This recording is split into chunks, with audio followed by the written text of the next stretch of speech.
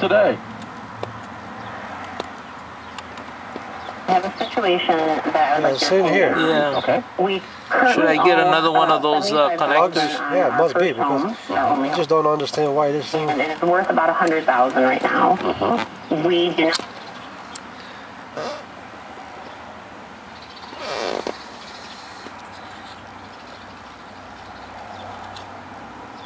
It could be, it may not be the connectors themselves, here the metal parts, but it could be the wiring itself where it hooks to that. I don't know. It looked pretty good to you from here. Yeah, it looks like it has a crack though over here.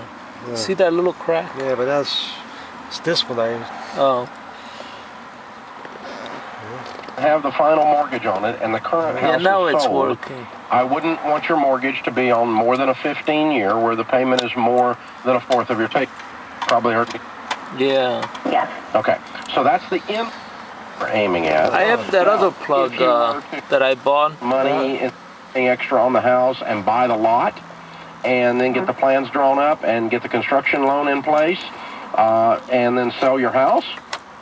You know, you could do that, and then just pour your money into the new house. That's there's no mathematical benefit to paying off yours first.